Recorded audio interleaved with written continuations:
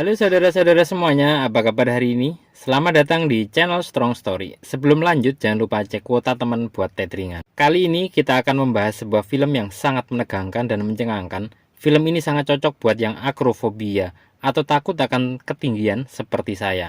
Dan waktu bikin skripnya saja, dengkul ini sampai gemetar dan kaki sangat dingin, sedingin kulkas yang rusak. Film ini menceritakan tentang rasa penasaran akan ketinggian, sehingga mereka melakukan panjat tebing, dan sesuatu yang tinggi-tinggi akan dipanjatnya untuk memenuhi rasa penasaran mereka. Banyak adegan-adegan seru, sedih, deg-degan, dan gemeter yang patut untuk diikuti dan disimak dengan seksama. Dengan semangat mencari obat akrofobia, mari kita simak ceritanya.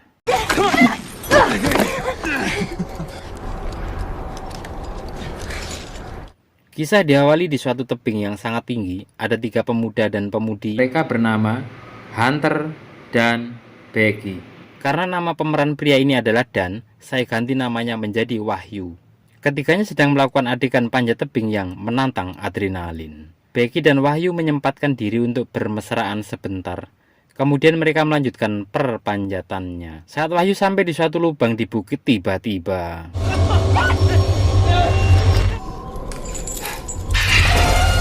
Wahyu kaget karena ternyata lubang itu adalah sarang burung nasar atau burung hering atau burung bangkai. Setelah mencoba untuk menggapai sisi tebing, Wahyu merasa kesulitan dan akhirnya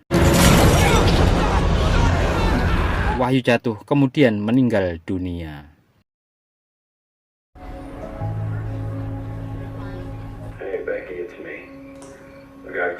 51 minggu kemudian, Becky sedang berada di suatu kafe menikmati minuman keras, tapi bukan es batu atau es boba. Kemudian dalam keadaan bersedih mengingat Wahyu, dia menelpon nomor HP-nya.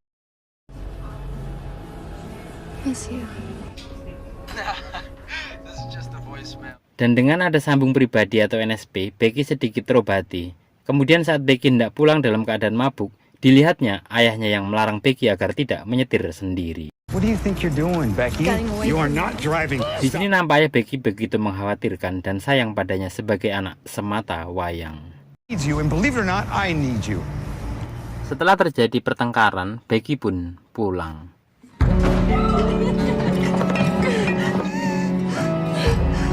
Sesampainya di rumah, Becky sedang meratapi dan merindukan sosok Wahyu.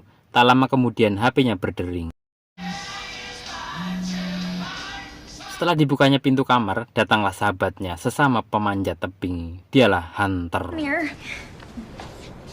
Hunter ini terlihat sesosok wanita tegar dan kawan yang selalu memotivasi, namun suka berada dalam kondisi atau adegan-adegan berbahaya dan menantang maut. Setelah masuk dan ngobrol ringan, Hunter menunjukkan rencananya untuk memanjat menara TV B67 yang tingginya sekitar 2000 kaki atau 600 meter, atau 6 kali lapangan bola di dekat rumah saya. Rencananya Thunder akan meminta Becky agar menaburkan abunya si Wahyu dari puncak menara dan melepaskan kerinduannya di sana. Awalnya Becky menolak, namun paginya setelah Becky meresapi kata-kata dari almarhum Wahyu, yaitu, jika kau takut mati, maka janganlah takut untuk hidup. Kemudian Becky menyetujui rencananya dan mereka bersiap berangkat. I don't know. It's an oldie. Who is it? Keesokan harinya mereka memulai perjalanan ke tower stasiun TV B67 dengan mengendarai kendaraan Hunter, yang mana jarak dari rumah Becky sekitar 6 jam perjalanan. Di perjalanan ini mereka begitu menikmati dan mengenang konten-konten YouTube mereka. Kemudian mereka beristirahat di Dinner Motel.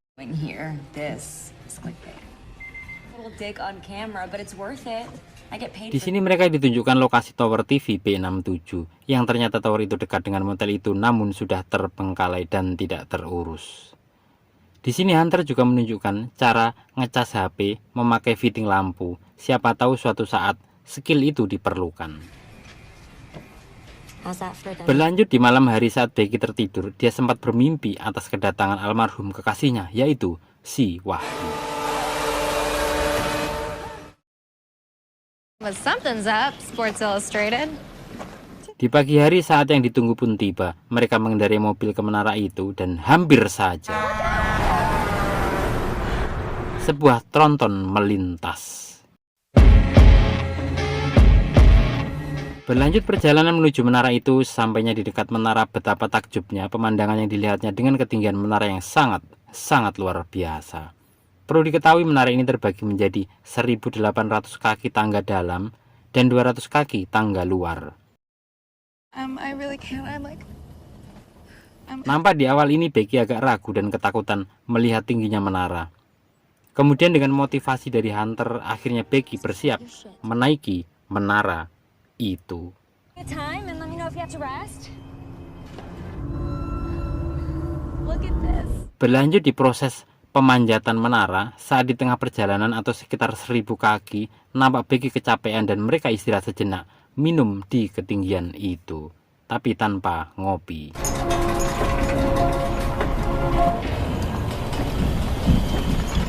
Terlihat menara itu nampak korosif dan sudah tua, kalau bahasa lain karatan atau tayangan. Sesampainya di akhir tangga dalam, terlihat angin begitu kencang dan ketinggian yang sangat membelalakkan mata.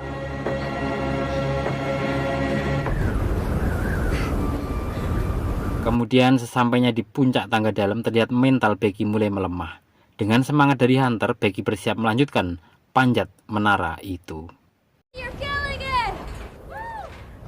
Berlanjut ke puncak menara, nampak baut-baut atau pengikatnya mulai kendor, namun mereka tidak menyadarinya, dan kembali Becky mulai ketakutan. Setelah Hunter terus memacu semangat Becky, akhirnya mereka terus bergerak. Di perjalanan ini sempat satu baut pengikat terlepas, namun mereka abaikan dan tidak menyadarinya.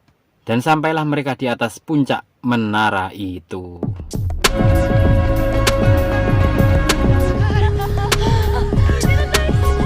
Sesampainya di atas, mereka menikmati ketinggian dengan euforia kemenangan yang begitu hingar-bingar, dimulai dengan sesi selfie berdua, kemudian foto selfie dengan drone.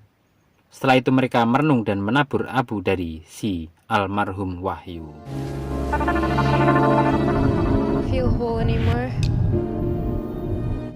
Setelah puas di atas dengan persiapan-persiapan, mereka hendak turun dari puncak menara. Namun hal yang tak diduga terjadi.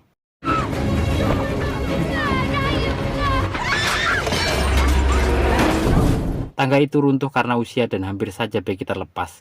Namun dengan sigap Thunder menahannya. Dengan kekuatan penuh, Thunder menarik Becky ke atas dan sampailah di puncak itu. Did that really just happen? It's gone. Setelah mereka memperhatikan sekitar, nampak tangga itu habis tak tersisa. Kemudian mereka berusaha mencari peralatan seadanya untuk mencari pertolongan. Di atas menara ini mereka tidak bisa mendapat sinyal HP untuk mencari pertolongannya karena saking tingginya menara itu dan area yang sangat jauh. Di sini mereka baru sadar bahwa tasnya jatuh tersangkut di sisi bawah tiang dan kaki Becky sobek saat terjatuh. Kemudian setelah mencari-cari mereka menemukan teropong dan tembakan suar. Kali ini Thunder menenangkan Becky bahwasanya suara jatuhnya benda-benda itu mungkin akan membuat orang-orang mendengar dan memanggil 911 atau 911. It's abandoned. It's quite ironic. Kemudian mereka berusaha menghibur diri dengan mengambil video saat di atas dan mengecek sekitaran dengan teropong. Setelah 5 jam berlalu dalam kegabutan dan ketakutan, Thunder menemukan bahwa ada sinyal sebelum mereka sampai di atas menara itu. Namun di ketinggian berapa meter mereka tidak tahu. Okay, we have 50 feet of rope. We can try to fish. Kemudian mereka memposting di medsosnya untuk meminta bantuan dengan cara menggantung HP dengan tali sepanjang 50 meter. Namun tidak ada tanda-tanda sinyal itu didapatkan. Careful, shit. Just careful. Ide berikutnya adalah menurunkan HP sampai bawah yang mana mereka meyakini di bawah ada sinyal yang akan membantu mereka mendapat pertolongan. Setelah melindungi HP dengan sepatu dan tali BH, HP dilemparkan.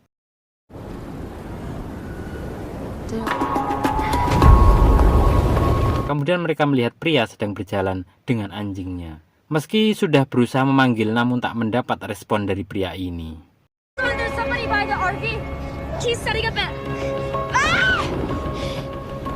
Dan malam pun tiba, mereka memutuskan untuk menembakkan suaranya. Setelah suara tertembak, nampak pria di bawah memperhatikan mereka. Namun bukan pertolongan yang didapatkan, akan tetapi mobil Thunder malah dibawa kabur. Dasar edan ini orang-orang.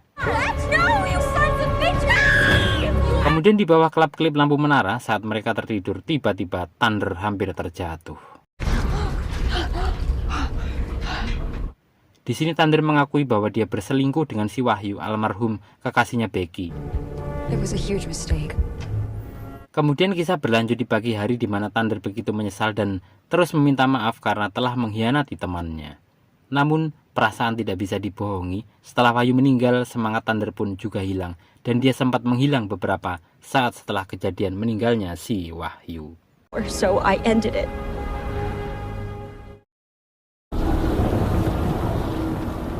Tak lama berselang alarm Becky berdering, yang mana sudah disetting 24 jam setelah lemparan HP. Di posisi ini, Thunder mendapatkan ide untuk mengambil tasnya, untuk mengambil bekal dan menerbangkan drone ke motel itu.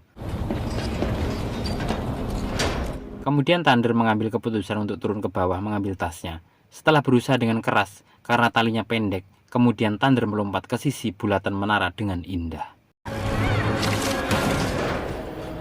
Setelah itu Thunder berusaha meraih tali namun gagal. Kemudian Thunder menggunakan tongkat selfie dan tasnya untuk meraih tali itu. Setelah tali tersangkut, Thunder melompat dan ditariknya ke atas oleh Becky.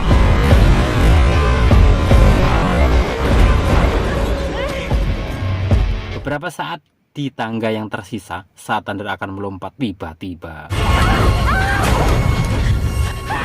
Thunder terpeleset dan terjatuh. Beruntung masih tersangkut di tasnya dan Thunder ditarik ke atas. Sesampai di atas, Becky yang sudah kehausan minum air dari bekalnya dan segera menyiapkan drone untuk meminta bantuan. Kemudian drone diarahkan ke motel, namun baru sampai di gerbang menara baterai drone itu mulai habis dan segera mereka menarik kembali drone-nya.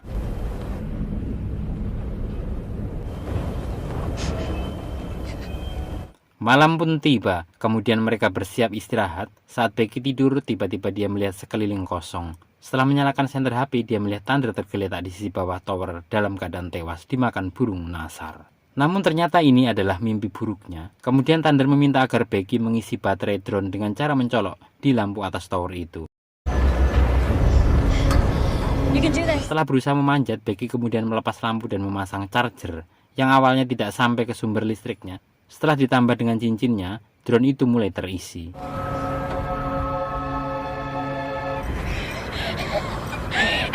Dengan usaha keras dan semangat hidup, drone itu terisi hingga penuh. Perjuangan ini dilalui sambil menahan lelah dan serangan dari burung nasar.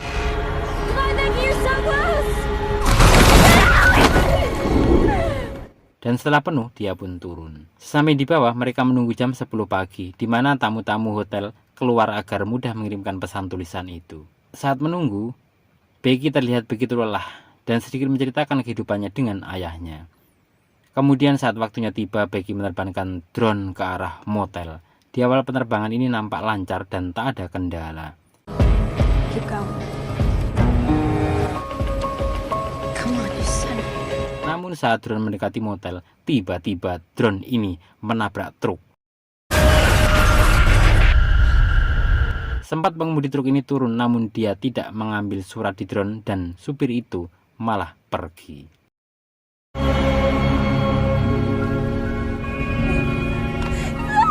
Nampak begitu besar kekecewaan dan kelelahan pada Becky. It's kind of beautiful from up here. Menjelang malam, Thunder dan Becky mulai mengobrol dan mereka berencana mengisi tenaga dengan memakan burung nasar itu. Setelah obrolan panjang, Becky mengajak Thunder melempar sepatunya untuk mengirimkan pesan. Namun Thunder mengatakan sepatunya ada di bawah. Dari sini ternyata saat mengambil tas, Thunder sudah terjatuh dan tewas. Namun karena rasa takut Becky berhalusinasi dan meyakini bahwa Thunder masih hidup. Setelah itu Becky menangis dan berusaha bertahan sendirian.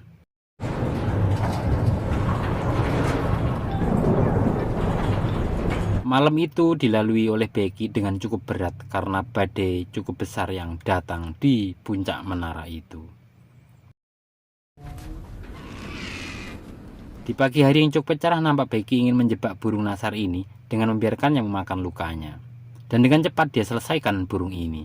Selanjutnya dia menambah energi dengan menyantap burung ini. We should eat something. Setelah cukup kuat, Becky menuruni puncak menara itu dengan tali. Sesampainya di bawah, burung nasar ini kabur melihat Becky. Kemudian dengan rasa sedih dan rasa sayang pada Hunter, Becky mengirim pesan ke ayahnya. Kemudian HP-nya diselipkan ke perut Hunter dan dijatuhkannya dengan harapan akan terkirim pesan itu setelah sesampainya di bawah.